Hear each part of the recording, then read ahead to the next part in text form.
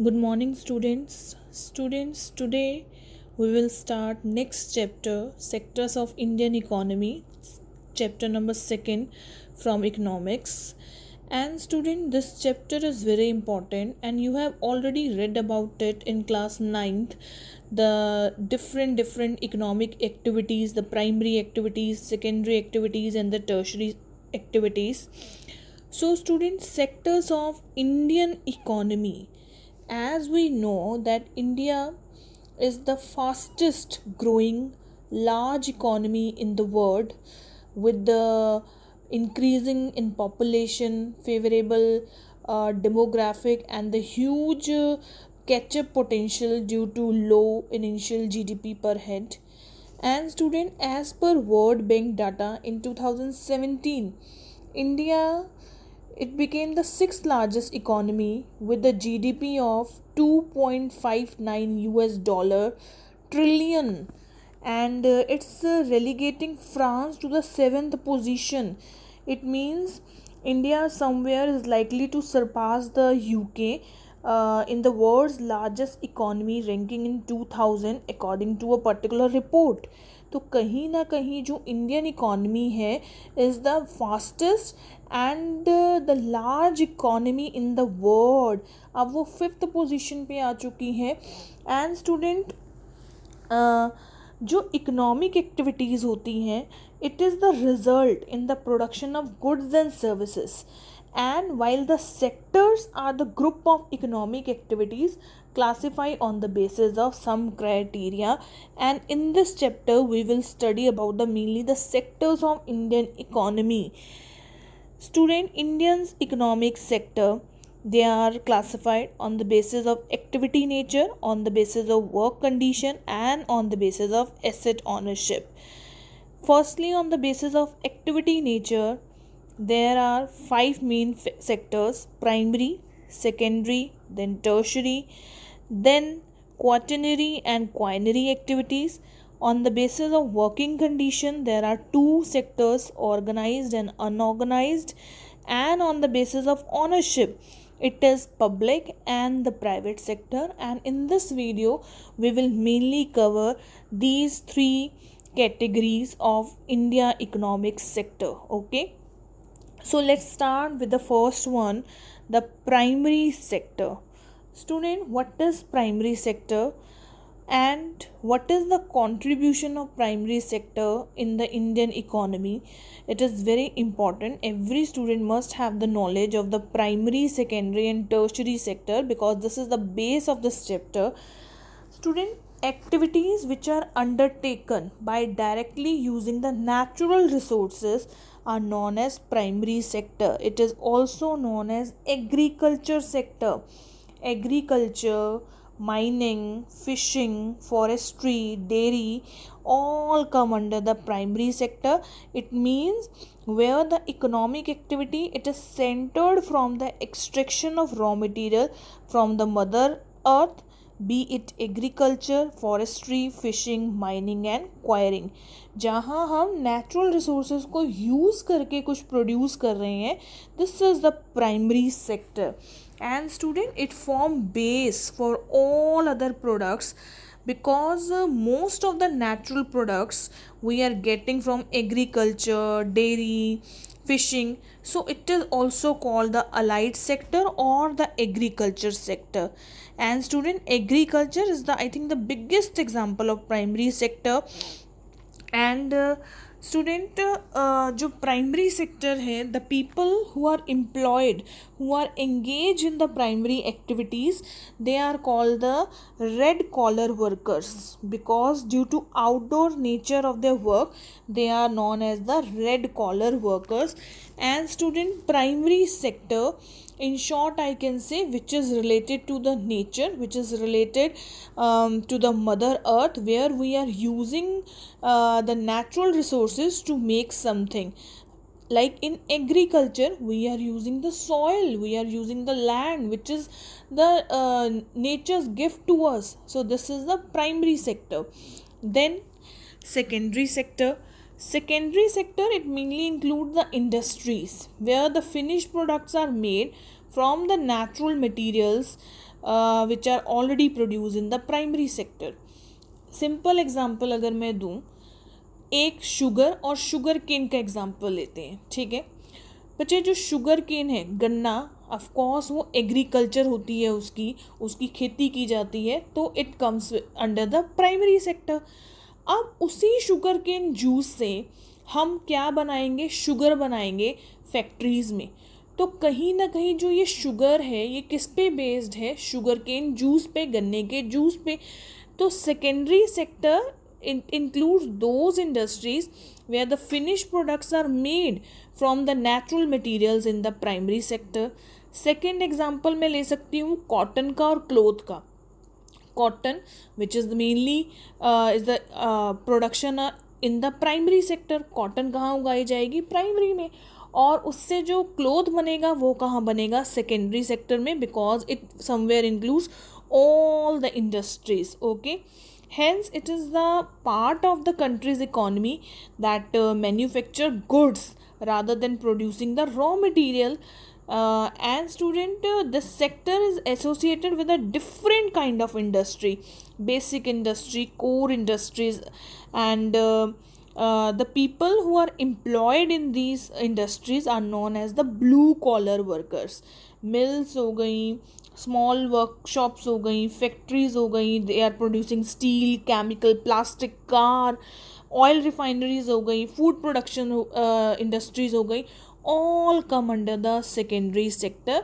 इन short, अगर मैं primary sector को एग्रीकल्चर सेक्टर बोल रही हूँ तो सेकेंडरी सेक्टर को मैं मैन्युफैक्चरिंग इंडस्ट्री बोल सकती हूँ, in which the main objective is to manufacture something through the machines. जहाँ मैन्युफैक्चरिंग होती है, जहाँ जो है natural ingredients are used to create the products and services that are consequently used for the consumption. Okay, then the tertiary sector. Tertiary sector, it includes the activities which are not producing anything, they are render the services to us. ये कुछ produce नहीं कर रहे हैं लेकिन ये हमें क्या दे रहे हैं, सर्विसेज दे रहे हैं. Services like IT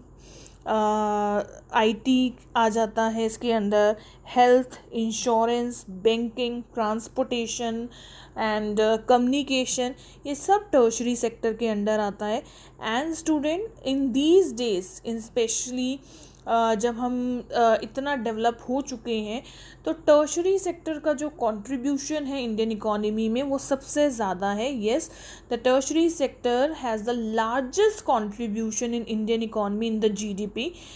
and student, next is evolution of an economy from primary sector based to the tertiary sector based. But before we come to this topic, let's first of all just clear what is primary, secondary, tertiary sector, and then quaternary and quinary activities, organized, unorganized, public and private sector. Students, I am telling you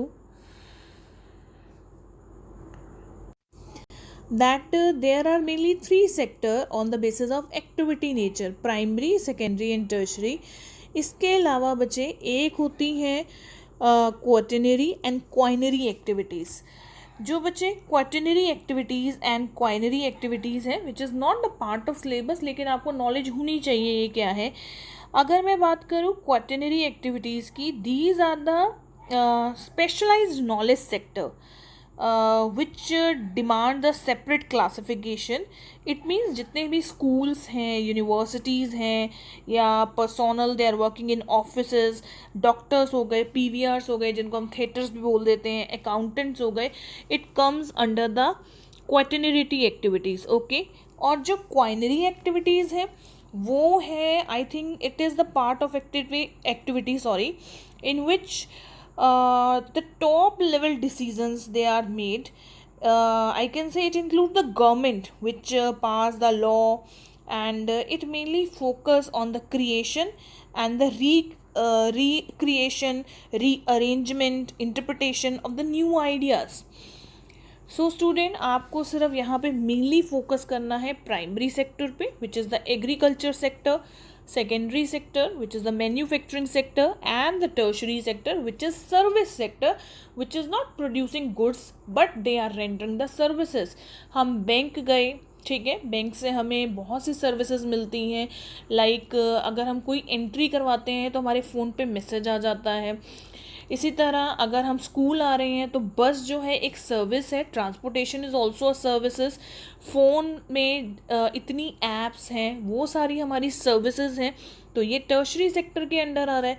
secondary के under आ रहा है सारा का सारा manufacturing, clothes की manufacturing, car की manufacturing. In our daily life we are using so many manufactured goods. So वो कहीं ना कहीं फैक्ट्रीज़ में बन रहे हैं, और उन फैक्ट्रीज़ में जो रॉ मटेरियल है वो कौन प्रोवाइड करवा रहे हैं? Primary sector. और प्राइमरी सेक्टर है डेयरी प्रोडक्ट्स हो गए, फिशिंग, लेकिन जो मोस्ट इम्पॉर्टेंट है वो है agriculture.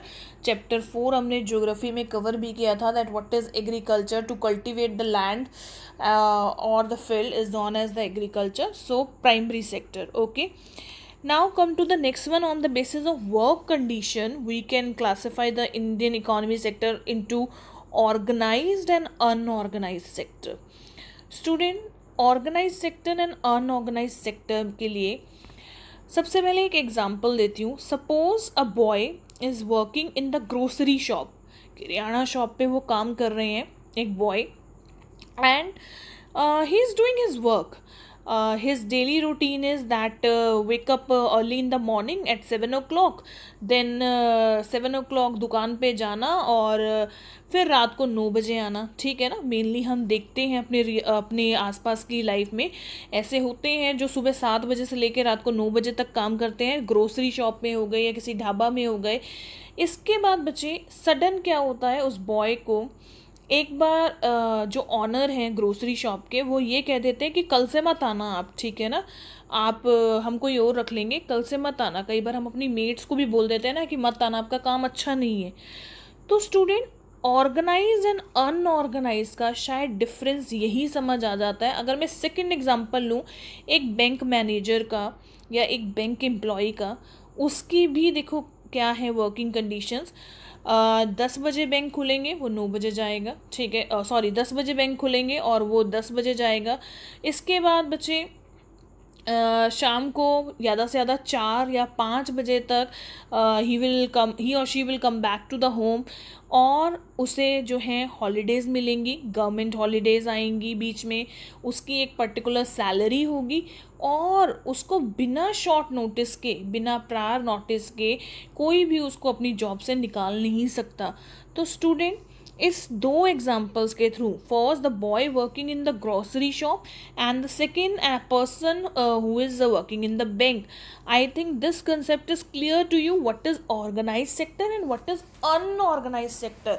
Of course, a boy who is working in the grocery shop, it comes under the unorganized one, where everything is not organized, where everything is not according to the rules and regulation. But in the organized sector, a person who is working in the companies, who is working in the bank, they comes under the organized sector. It means organized sectors are those sectors which are regulating by the government rules, where there is a fixed number of hours, where there is a terms and condition, where the employees are getting good environment work, particular salary at the time, paid holidays, and the other perks and allowances. But in the unorganized sector, there is no job security, कोई job security नहीं है. There is no fixed number of hours, कितने भी घंटे काम कर लो. There is no extra money for the extra work. अगर आप ओवर टाइम कर रहे हैं तब भी कोई नहीं, संडे को भी बुला लेते हैं. तो बच्चे, unorganise sector and organise sector. Organise sector जहां हमारे पास जॉब सिक्योरिटी है. सबसे पहले जॉब सिक्योरिटी के साथ साथ हमें पता है कि हमें 8 घंटे या 9 घंटे सिर्फ दिन में काम करना है, और उसके बाद मुझे पेड हॉलीडे मिलेंगे. सपोज़ आज कोई गवर्नमेंट हॉलीडे आ गई, जैसे 15 अगस्त या 26 जनवरी, उस दिन मेरी छुट्टी होगी, मुझे कोई काम नहीं करना, लेकिन उसकी सैलरी मुझे मिलेगी, पेड हॉलीडे। लेकिन अनऑर्गेनाइज सेक्टर में क्या है, कोई जॉब सिक्योरिटी नहीं है, कभी भी कह देते हैं कि कल से मत आना या अगले महीने से मत आना, ठीक है ना। उसके बाद नंबर ऑफ वर्क्स, कितने घंटे वो काम चलेगा वो भी कोई क्लियर नहीं है। इसके बाद बचे कोई जॉब सिक्योरिटी नहीं, number of works are not fix, particular wages जो हैं वो भी बहुत ज़्यादा नहीं होती हैं, पेड हॉलीडेज़ नहीं है, कोई पर्क्स एंड अलाउंस नहीं है।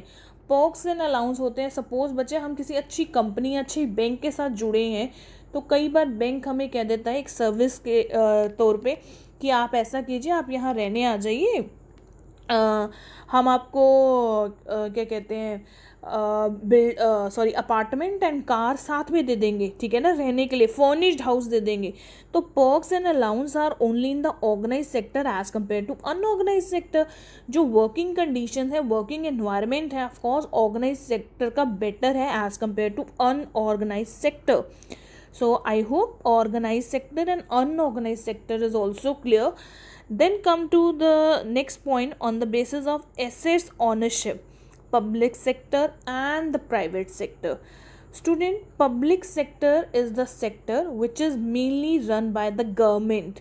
It means which is completely under the control of government, where they are run and managed by the government. They are known as the public sector. And student, the main motive of public sector is not to earn profit but to render the services. And especially student, there are some central public sector which is also known as CPSCs, like we have 7 Maharatan, 16 Navratan and 71 Mini Ratan. मतलब ये क्या है, जो 7 महारत्न है, 16 नवरत्न है, 71 mini रत्न, इसका मतलब ये जो कुछ ऐसी कंपनीज हैं जो टॉप 7 है, देन 16 नवरत्न है, इसके बाद 16 कंपनीज हैं उनकी कैटेगरी, देन 71 ऐसे प्रोजेक्ट हैं जिनको हमने मिनी रत्न बोला है, लेकिन ये सब किसके अंडर है, सेंट्रल पब्लिक सेक्टर के अंडर है। लाइक अगर मैं बात करूँ भारत हैवी इलेक्ट्रॉनिक लिमिटेड्स की, या कोल इंडिया की, या steel authority of India limited की, ऑयल एंड नेचुरल की, ये बच्चे गवर्नमेंट के अंडर हैं और ये हमारे 7 महारत्नों में से हैं, मतलब 7 major projects which are completely under the control of government. Then 16 navratans and we have 71 mini ratan. और बच्चे जो पब्लिक सेक्टर है उनका मेन मोटिव क्या है, उनका मोटिव ये नहीं है कि हम जो जनरल पब्लिक है उनका एक्सप्लॉयटेशन करेंगे by charging the high rates. उनका मेन है कि हाँ भाई हमें तो सर्विसेज देनी है, सर्विसेज मीन्स लोगों को सेटिस्फाई करना है। लेकिन जो प्राइवेट सेक्टर है which are run and owned by the individual, not by the government, government has no role in this, government has no role in this means private sector को government के rules तो मानने हैं, लेकिन यहाँ government की कुछ इन्वेस्टमेंट नहीं है, गवर्नमेंट के कुछ एसेट्स नहीं है। जितनी भी इन्वेस्टमेंट की गई है बिजनेस में, जितने भी एसेट्स लगाए गए हैं, फिक्स एसेट या वर्किंग एसेट्स, वो सब किसने लगाए हैं, या तो एक ग्रुप ने, एक इंडिविजुअल ग्रुप में। गवर्नमेंट का पैसा नहीं लगा प्राइवेट सेक्टर में। और बच्चे देखो, अगर गवर्नमेंट का पैसा नहीं लगा, ऑफकोर्स प्राइवेट मतलब कुछ लोगों का पैसा लगा हुआ है, तब जो उनका मेन मोटिव होगा उस पैसे को कमाना ही तो होगा, मतलब उस पैसे पे प्रॉफिट कमाना, उस पैसे को और डबल करना। जो मेन मोटिव है प्राइवेट सेक्टर का is to earn the profit from the public. Private sector की अगर मैं बात करूं, अगर मैं सेल कह रही हूँ, SAIL means Steel authority of India Limited, if it comes under the public sector, similarly private sector के अंडर आएगी TISCO Tata Iron and Steel Company private sector है। इसके अलावा और कौन कौन से प्राइवेट सेक्टर है बताइए? नहीं? Yes student, you can see here the different kinds of private sector, DHL, then Lorryback, then Nikon, Tisco, इसके अलावा बच्चे मॉचल, Smith news, Pearson, all clacks, all are the example of private sector. It means private sector is a part of the economy, sometimes referred to as citizen sector, which is run by the private individual or the group, usually as a mean of enterprise for the profit. Okay, and government has no role in it. Government has no role in it. The investment and the assets are made by the group of the individual. Similarly, student, here you can see the public sector's example, like MTNL, then Indian Oil, United India Insurance, then REC, NRL, all come under the public sector. And students, some are Maharatans, some are Navratans and Mini Ratans. Student, ये जो नवरत्न महारत्न है, इनकी मैं बहुत ज़्यादा आपको knowledge इसलिए नहीं दे रही हूँ क्योंकि ये अभी आपके सिलेबस में नहीं है. हाँ, जो 11th या 12th में इकोनॉमिक्स लेंगे तो इसमें ये कंसेप्ट दोबारा आएगा. Companies which are run and financed by the government, okay, it comprises the public sector. And student, जो steel authority of India limited है या ONGC है, it's come under the big public sector. It means Maharatna है, 7 महारत्न में से. Okay, तो student, I hope this topic is clear to you.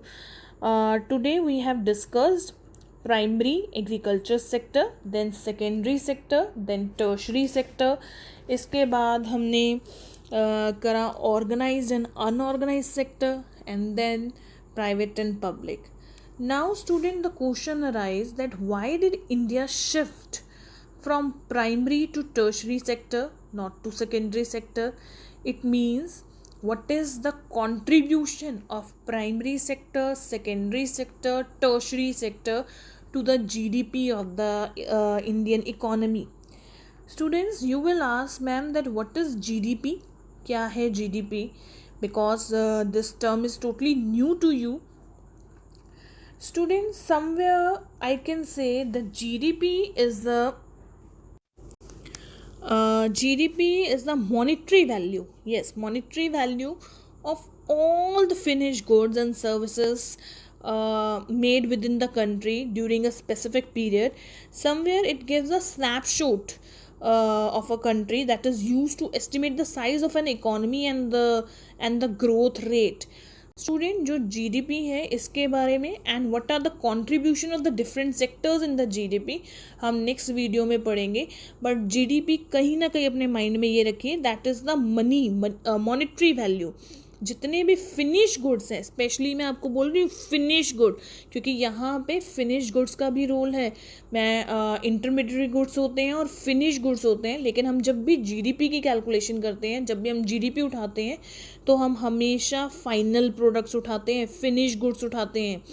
So GDP is the monetary value of all the final goods, all the finished goods and services made within the country. जितना भी goods बन रहे हैं, जितने भी services दिए जा रहे हैं, जितने भी goods मतलब जितने भी final goods बन रहे हैं, which are ready to use, they are made within the country during a specific period, उनकी monetary value निकालना, which is the GDP.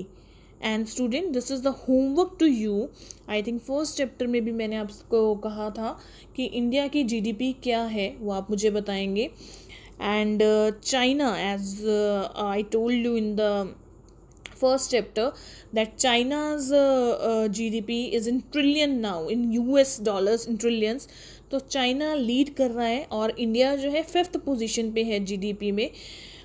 So student, GDP के बारे में and what are the contribution of the different 3 sectors, primary, secondary and tertiary sector, क्या है GDP में उनका contribution. and सबसे ज़्यादा contribution अगर tertiary sector का है by 54%, तो वो क्यों है? tertiary sector बहुत ज़्यादा contribution कैसे दे रहा है GDP में? The next video is very important. Because this video is somewhere the base of this chapter and you have already read about it in the class 9th. But student, the GDP and the contribution of the different sector is also very important topic. So I hope this topic is clear to you, to this topic. If you have any doubt, students, you can call me. And your homework is revise this sectors, primary, secondary, and tertiary, and then organized and unorganized, then public and private sector. Good evening, students.